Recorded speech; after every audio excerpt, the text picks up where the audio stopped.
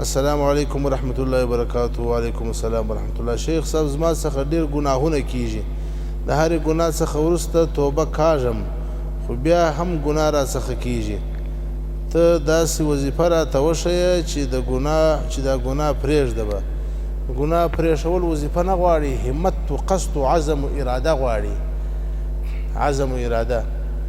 اوس یو شی دی ډیر خوږ دی خو تا ته ډاکټر ووایي چې دا شی ستا لپاره نقصان دی، تا ته شوق دې هم ورته کېږي، زړه دې هم کېږي، خو نه خورې ځکه چې ته خپل دا نقصان د ځان بولې نه کوې. نو داسې عزم او اراده غواړي. بس دا توبه کوه یا او د توبه مه پرېږده. او دوهمه خبره دا ده چې د الله والاو د نیکانو د دیندارانو د دین والاو صحبت اختیار که.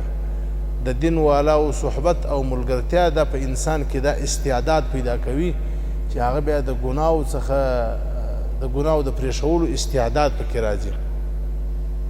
لکه موبایل چې د برقه څخه چارج اخلي، بیا چې کله یې چارج واخلي بیا دا موبایل و تا ته ستا اواز هم تر بله رسوي، د بل اواز تر تا را رسوي، ستا پیغام هم رسوي، تا ته بیان هم لګوي، هر کار درته کوي. خو چې کله د موبایل بیټري چارج ختم سي بیا موبایل پروت وي خو یو کار نه کوي. داسې زما او ستا په بدن کې زړه سته خو په زړه کې هغه ایماني طاقت او استعداد دا د نیکانو په صحبت او ملګرتیا باندې په لاس راځي. بیا د انسان په زړه کې استعداد پیدا سي. بیا انسان یو صحابي وایي نبي علیه السلام ته راغلی ویل یا رسول الله زه ایمان راوړمه خو یو شی دی هغه دا چې یا رسول الله زه د زنا ډېر شوقي یم، نو زه زنا نه سم پرېښولی، د زنا اجازه به راکوې، زنا کوم نور هر څه منم.